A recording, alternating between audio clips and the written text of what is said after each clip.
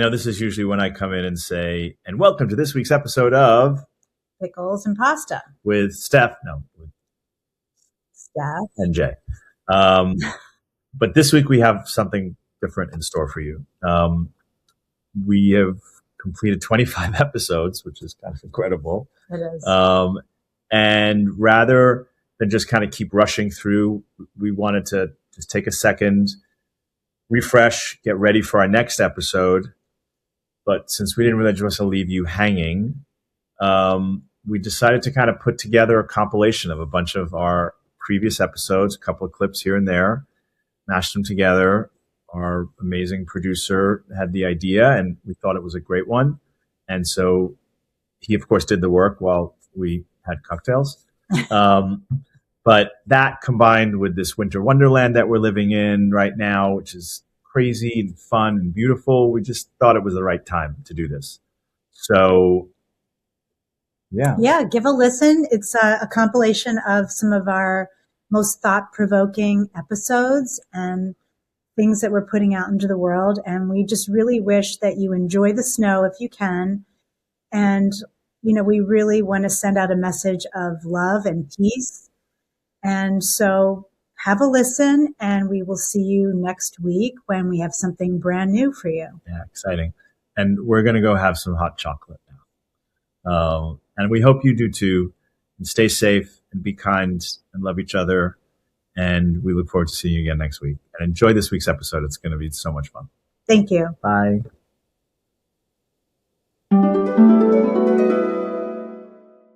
Just kind of to recap, or just to make everybody understand, for those of you who are just tuning in the first time, I know you've probably never heard of this thing, but there's this new thing called podcasts, and I think they're really going to be popular. And we thought we would kind of jump in. Joke. Nobody needs another podcast. We get it. And we're not looking to be the next new anything or whatever. And, if there's 2 or 3 of you listening this week, that's amazing. We started it really because people were just saying, you should share some of your stories. Like, you guys are unique in how you're partners in life, but you're partners in all the work that you each do together and separately, and you complement each other. And you've just had different experiences and interesting experiences, and they're inspiring to a lot of people. And it's not like we're going to change someone's life and, oh my God, they're all of a sudden going to do this. But our thought was more of like, if something in some of the way we're doing what we do, or some of our little stories can help someone either get through their day, or maybe they'll learn something and it can help them in some way, then that's a huge bonus. It's not about anything else in it for us. So it's just really about, there's a reality of the things that are going on in the world all the time. And as creatives, we feel those things. And so we're kind of hoping to share different things that are happening in our worlds, personal, that are just personal in our little worlds, personal that are affecting us, that are happening in the bigger scope of things and around the world as a whole. The thing that has been running around in my head, and I know I said it to you, I think this morning, a lot of things are uncertain right now, in my own world included. And, you don't get up every day and do the things that you do with like, oh, if I do this great thing's going to happen. You actually really don't know. You're going to do the hard work. You're going to do your strategic plans. You're going to get out there and go to these events one after the other, when you really just want to stay in and watch, whatever show you're watching on TV. But I'm going to go to art openings tonight, and I'm going to try to meet, a couple curators. And I'm doing all this because, you know what? I'm alive. I'm alive, and I'm living life. I'm not at home in front of the TV, although, you know me, I love to watch my shows. I'm in it.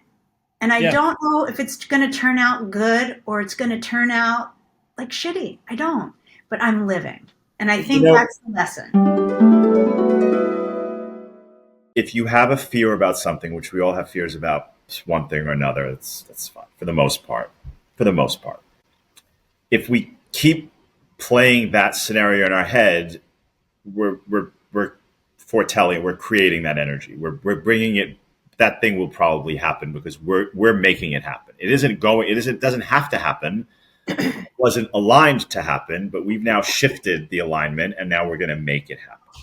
So that's one part of it that I do when I see people do that. People that I care about, you in particular, but other friends of mine that are different level of friendship, obviously, that I see that and I do try to guide them away from that because I see where it can go and I can feel it. I can feel the energy of it and I do what I can.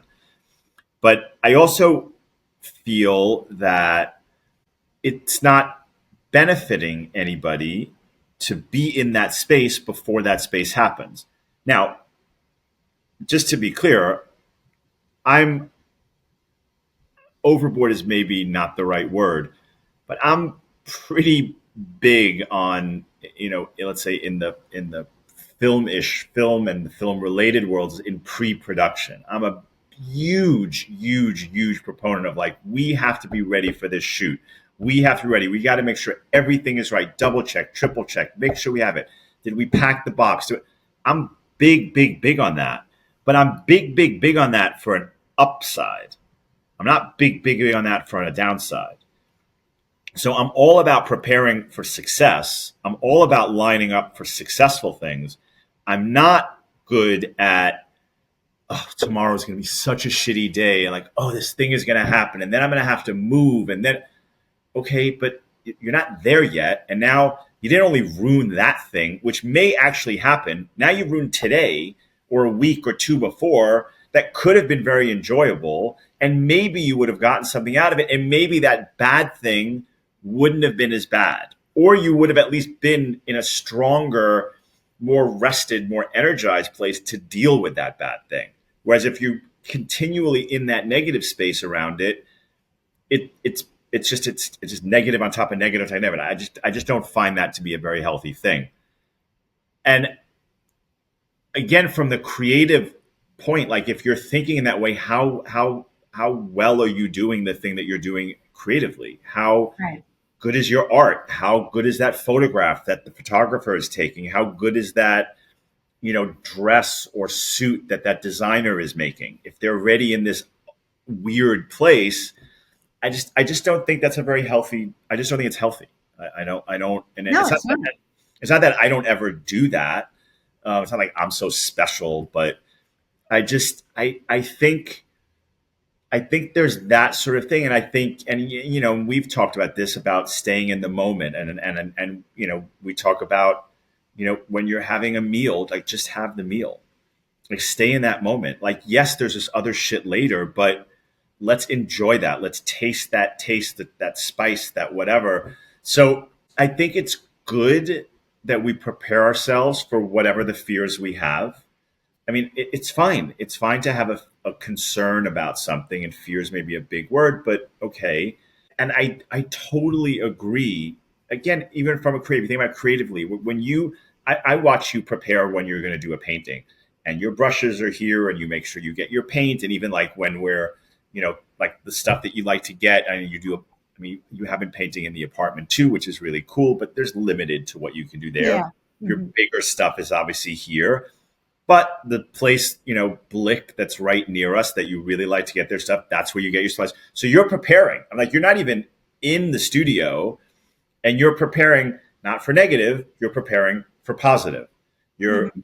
getting that brush that I'm going to do this thing and I got to think, you're thinking about it. So my mind is do that with everything. So do that with the good things we want to do in life, but do them for the negative things that are coming so that hopefully we don't get there. And again, sometimes that's just your destiny and it is going to happen and you can Mhm. fight it. I mean, you've heard me say that, like, if it's your time, you cannot run fast enough. Like Mhm. that's what it is. That's why in general, I don't get nervous. I don't have fear on planes. I just don't like, I'm like, it's not, I've somehow wired myself to kind of not allow myself to go there. And again, I do have things that I get worked up about for sure, but because we have had experiences where you've had things, you've come really close to things that you are very concerned about Yeah. losing Yeah. this, or, whether it's a family issue or a financial issue or whatever. And and or safety issue, and I get that, and but I think, and I see it because like when you pass that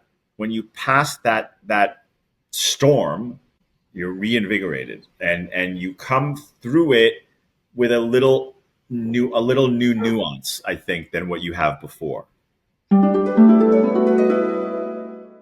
I know this is something that I have talked about a lot, and I have dealt with the concept of fear in my life. Whether it's a situation that you came up against and something didn't turn out the way you wanted it to, and it kind of sent you into a strange situation, for example. Um, that would be a fear that kind of came up out of a situation. And then sometimes I think we have a problem where we internalize that, and that becomes like part of our PTSD, or that becomes a pattern in navigating life. And I think you really need to have self-awareness around the whole concept of fear. Like, fear initially developed as a human emotion to keep us safe. But, over time, fear, when you're afraid of the future, that's considered anxiety. And I think that so many people in the world today are affected by anxiety because there's so much fear-based mentality in our world. And a lot of that is coming through in social media, in the news, and we can't seem to get away from all of this fear-based information. And it's really feeding our bodies and our minds. And, when you internalize this feeling, you're really affecting your cortisol level. So this is not only affecting people from a mental standpoint, but it's holding people back from doing certain things in life, for going after certain opportunities. And it's actually affecting people's like physical health because, when cortisol, which is your stress hormone, is never kind of relaxed, it's always at this heightened level, it really affects, your physicality, your health. And, recently I was thinking of a recent situation where I experienced fear.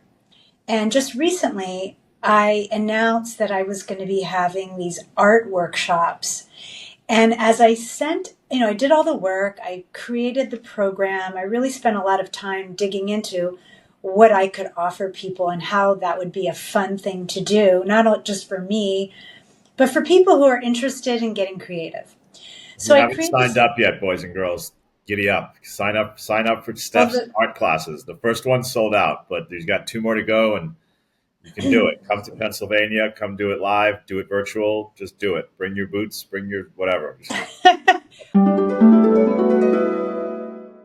Yeah, I mean, I get it. I mean, yeah, look, social media takes it to a whole other level because people can just comment, and it's just kind of ridiculous, keyboard warriors and all that sort of stupid shit. And people like, can you believe she did this? Believe he did that, or whatever? Like, it's but again, some people are just like, I don't give a shit, and I'm going to do it because that's what I want to do. And other people are like, maybe I should tone it down. I don't want these people upset. And all of a sudden, I start posting, and all of a sudden, they don't. I'm not invited to this party.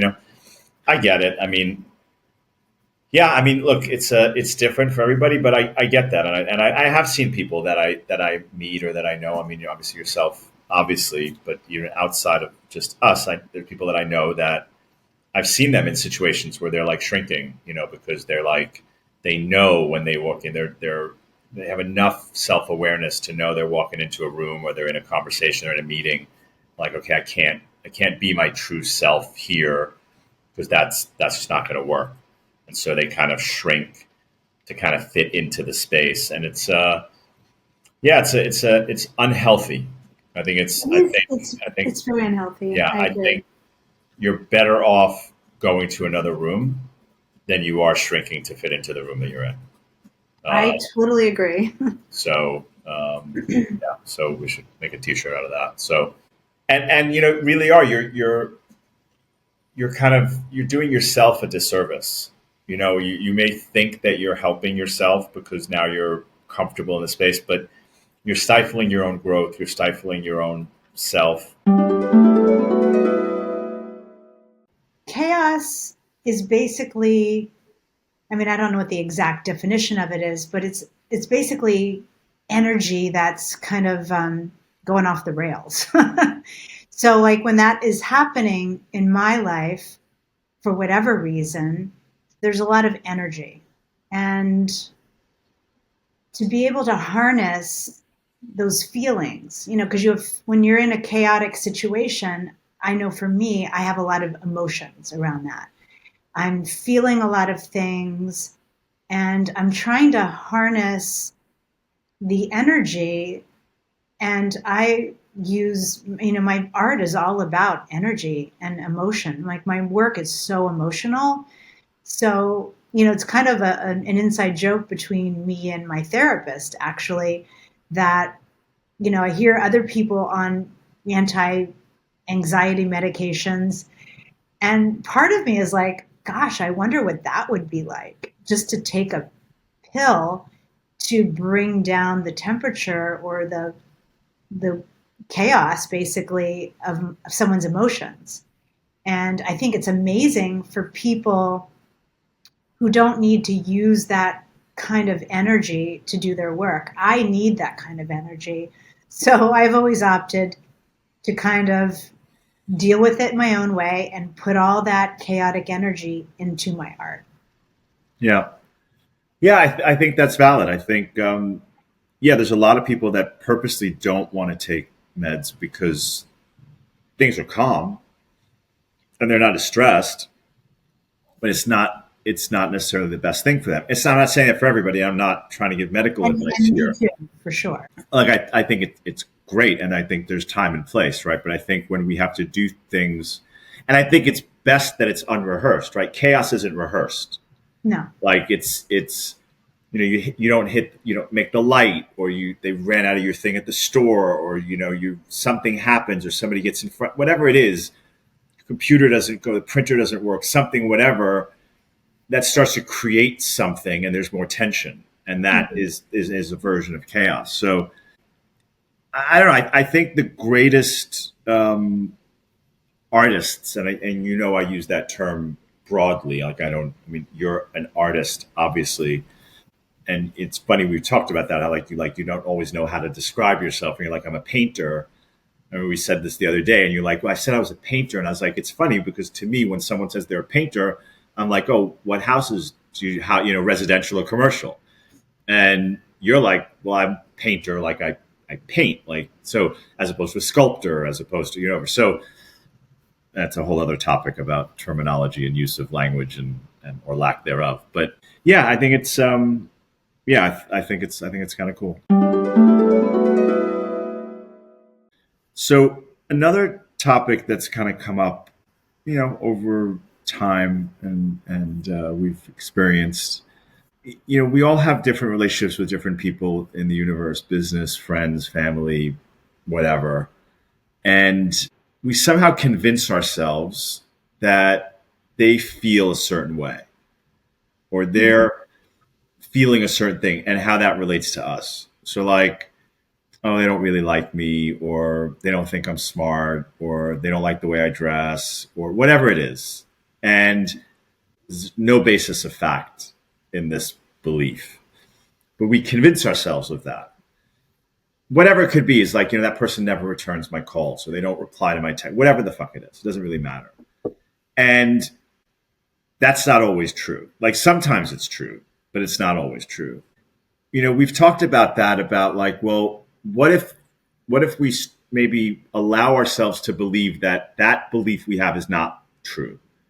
What if we think a different way about, like, this thing is happening, and maybe that's just the way that person is and has nothing to do with us.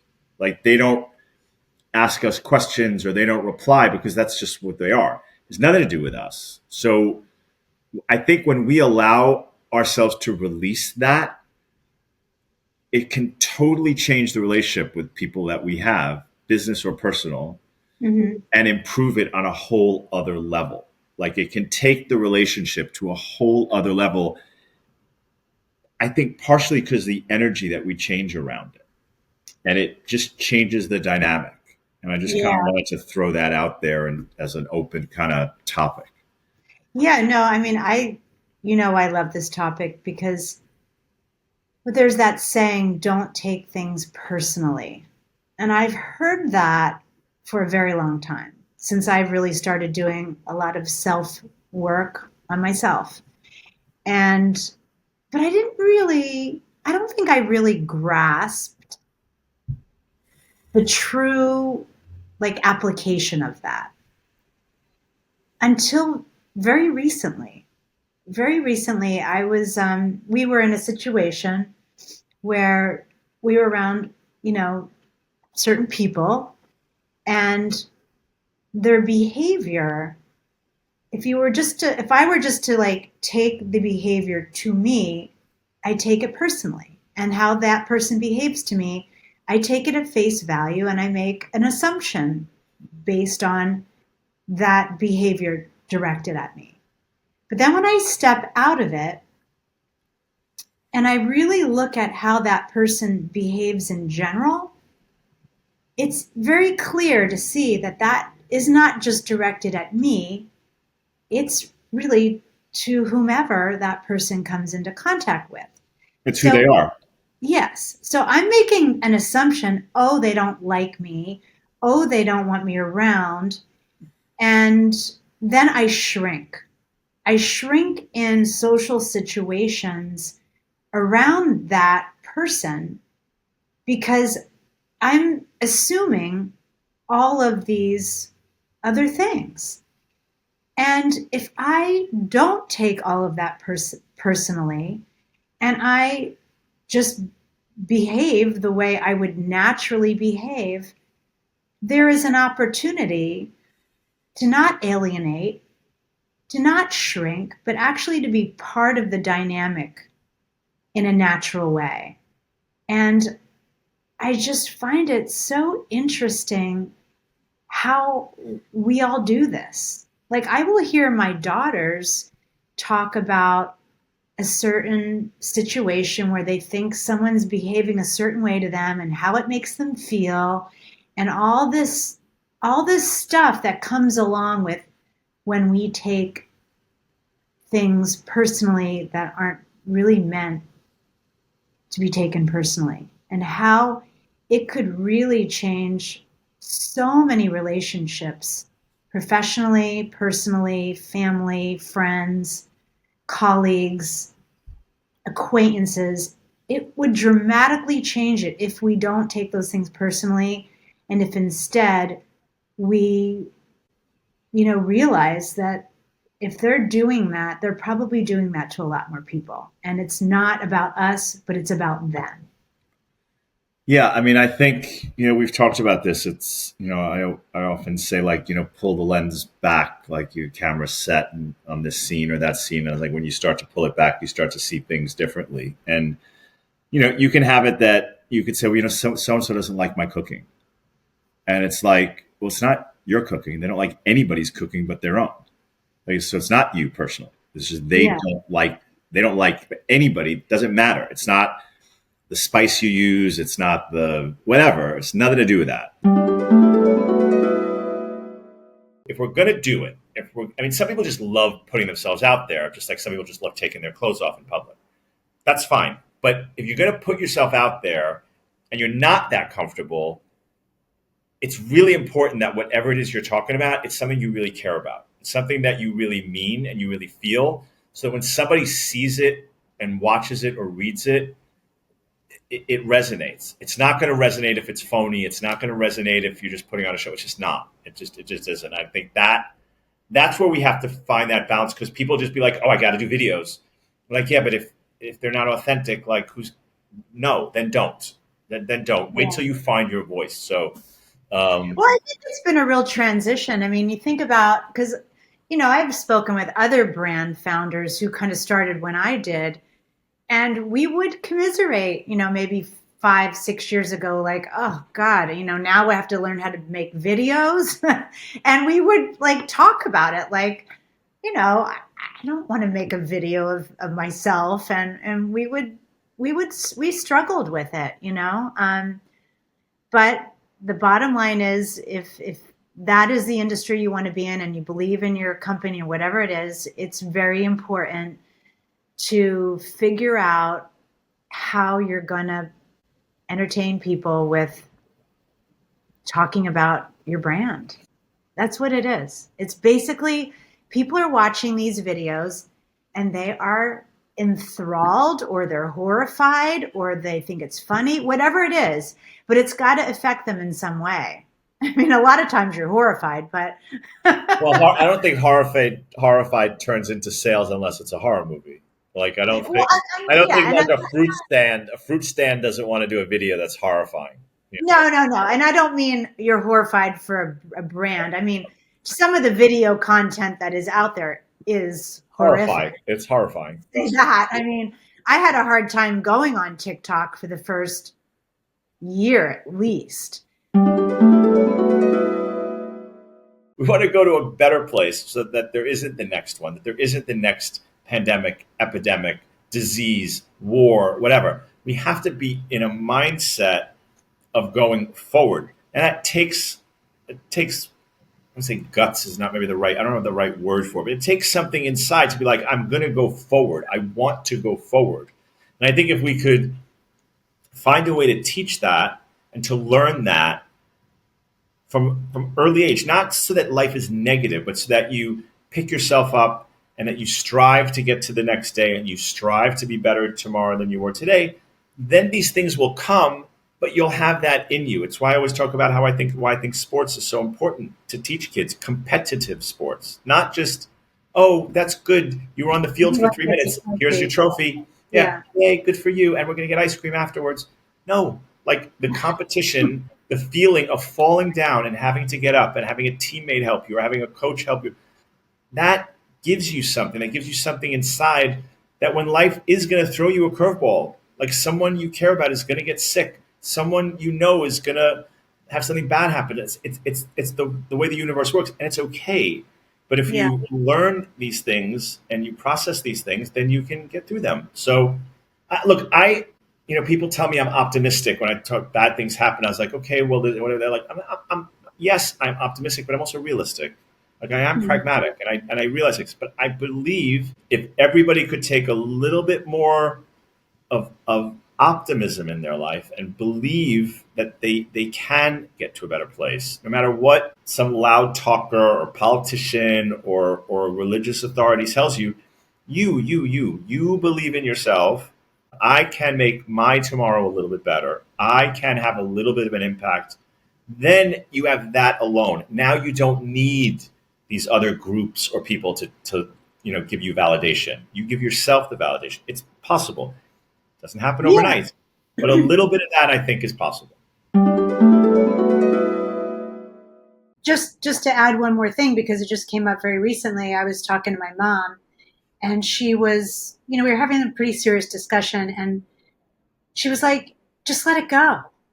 Just, let go of whatever it was that was, bothering me and carrying.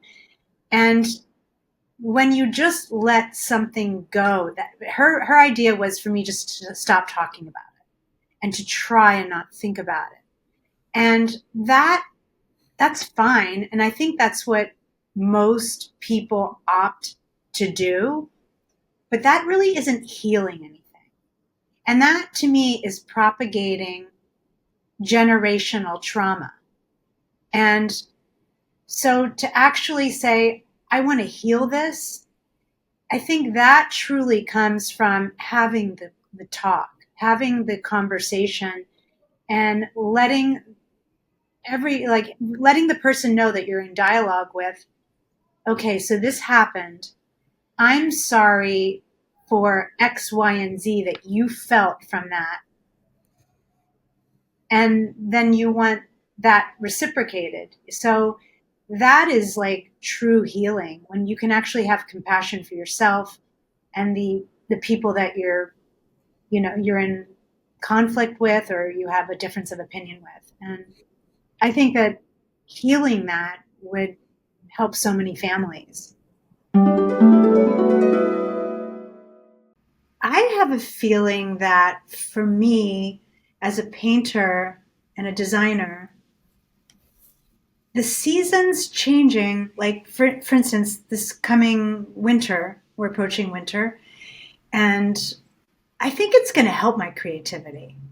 Like, I have a huge series that I have started, and I'm not rushing this series whatsoever. Like, I think it's going to take me a couple of years, in all honesty, to Okay. do the thing that I have in my head that I've been talking about.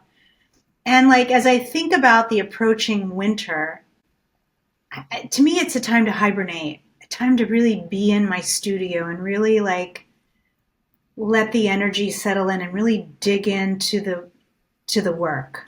It's almost like an opportunity to really stay in the studio as opposed to being out and going to art openings. Because honestly, in the wintertime, I feel like the art openings aren't as vibrant. I feel like it's also like a lot of people are away, like I don't feel like it's as vibrant a time for certain things. So it's time to do more work behind the scenes.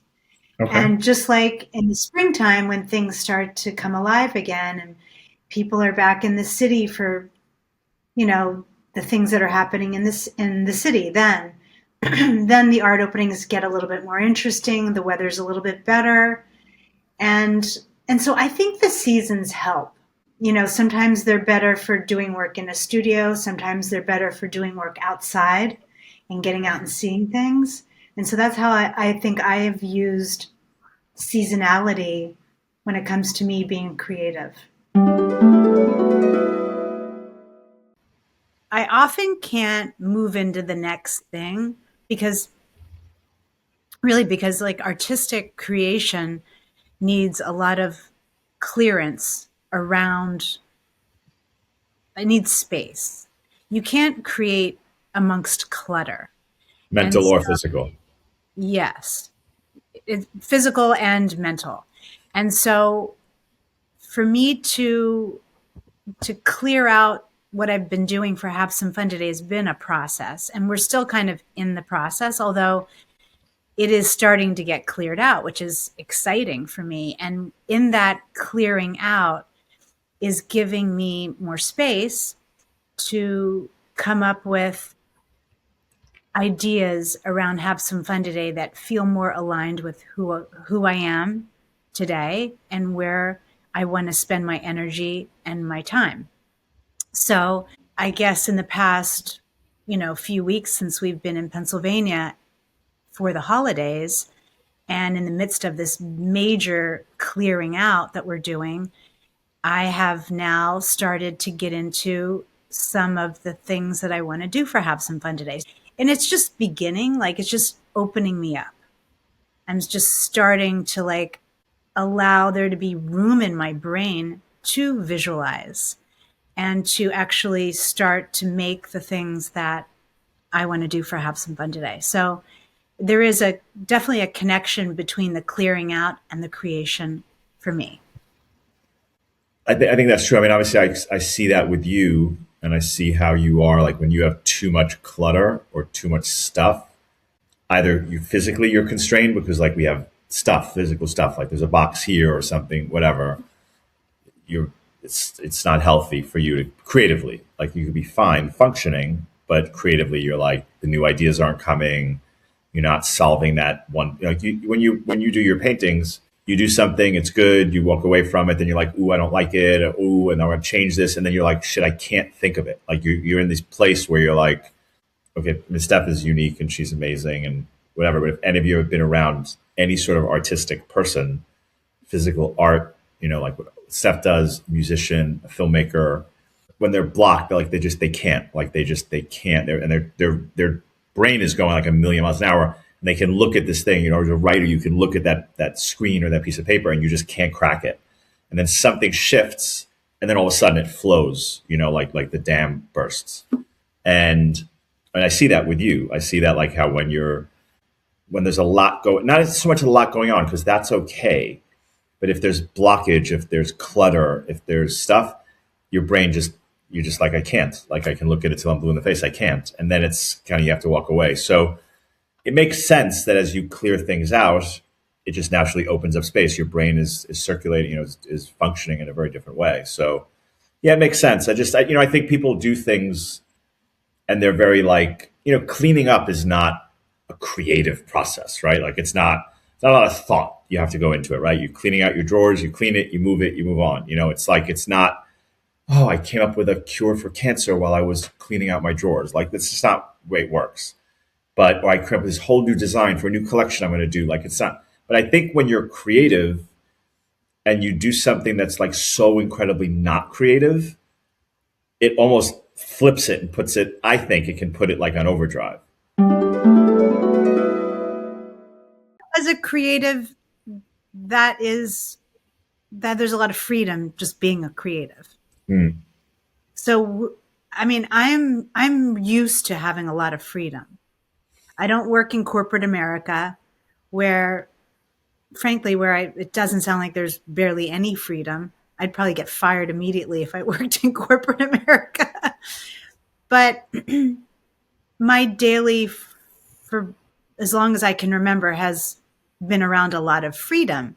And obviously, when you're running a business, there are systems so that the business runs somewhat smoothly. But as a creative business, as we are planning out our new year, for example, there are a lot of new things that we are planning. And there are new systems that I'm going to be putting in place. Like, for example, to make this sound a little bit more clear, one of the things that I'm going to be doing is creating a catalog for my interior design / art business, something I have never done before, but I've worked in interior design for over 20 years prior to Have Some Fun Today. And I am an artist forever.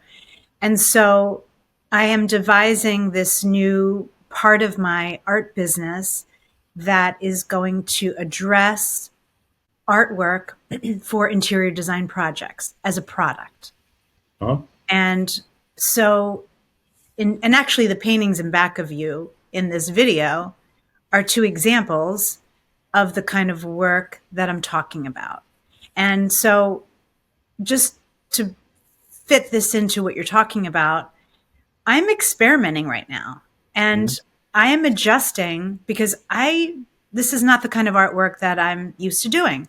Sure. So now I am in a phase right now where I am experimenting, and I am taking a lot of risks and challenges, and I literally am figuring out my own formulas. So there's a lot of adaptation to, I don't know how this is going to turn out. And I'm spending money and time, but it is part of the process to allow yourself the freedom to adapt to something new you want to do. You can just get yourself into a tizzy where you just don't even want to get out of bed. So that doesn't help. Right. I think, for me, and I do I do make these recommendations to people, and you heard me say it often. You hear me say breathe. Like, I would tell myself, just breathe. Like, just breathe. And I know it sounds obnoxious, but I don't mean it. But I'm like, just breathe and take a second. Like, just take a second. And that goes with everything. I think it's like when you're tense, when you're like, okay, just take a second. I'm not saying this really bad thing is not there. It is. Let's fine. I'll give you that. Just take a second. I'm like, okay, what's going on? As I said, I think there's a lot going on in the world right now. I think everyone is affected in their own way. Some are affected by totally staying out of it and, not watching the news or going online or whatever. And I remember someone telling me that and saying that if something really, really, really bad happens, someone's going to find me and tell me. Well, on the one hand, I was like, okay, that's such an ostrich sort of way of going through life. But those of us who are, whether we like it or not, paying attention to what's going on, I can totally get that, because it can be overwhelming. So we wanted to talk about a few things, and our kind of our whole idea is picking some topics that are kind of in the world around us, news or whatever that means, out there, and how they're affecting us. Not just like that we're talking about all the time, but like subconsciously or somehow within different conversations or different things we do, how those things are affecting us and our work and our relationships and everything else. So to be rapid, and I would say kindness, because I think from kindness, everything else is possible. So if Totally. you're kind to Totally. someone and someone next to you doesn't have food, you'd give them food, right? So kindness is something you can apply to anything. Kindness is, someone who's in pain, helping them, someone who's hungry, helping them, someone who doesn't have something, knowledge, you give it to them. So kindness, you're not going to fight with someone if you have kindness, right? Okay, so I have a comment about this. Sure. And so there are people who are selectively kind. That's not, that, I don't know. That's not what you're talking No, about. Because I know many people, that's they'll be not kind kindness. to certain people. That's not kindness. You're talking about kindness. Kindness isn't something Right. kindness isn't a part-time thing. I know. But I'm just saying. But there are people who do part-time kindness. Well, You but know, I don't, what is that? I call bullshit on that. I don't believe that. I believe that Yeah. there's an ulterior motive. I don't believe that. I think kindness is something that uses instinctive. Because That's what I'm saying. That's what I I'm have saying. If you give noticed it, people doing everybody had kindness, you wouldn't yell at somebody. You wouldn't fight with somebody. If you didn't understand something, you didn't disagree, you'd be kind about it. You'd work it out. You wouldn't tell them they're wrong. You would say, "Hey, that. I don't Yeah. understand. I need you to explain this to me better." You would react to every situation differently. So, I totally get it. I and totally again, get this. I think from kindness you can reach greatness. Like you could build a 200-story building from kindness because you could help each other.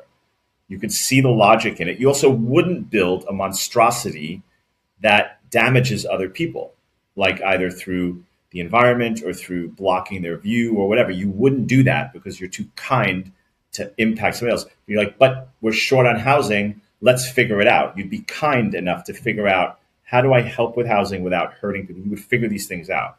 That's to me that's true kindness. That would be wonderful. Okay, I'm so working let's on it. I'm go a working on step it. further. Okay.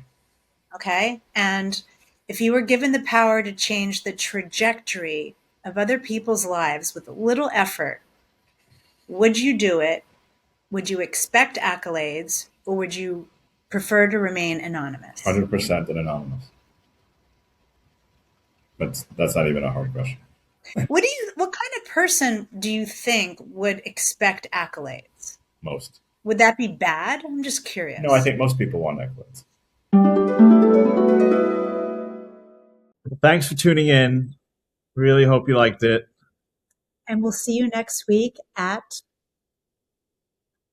Oh, sorry. I love it when she talks. I just get mesmerized. We'll see you next week on Pickles and Pasta with Steph. and Jay. Have a great week, everyone. Bye. Bye.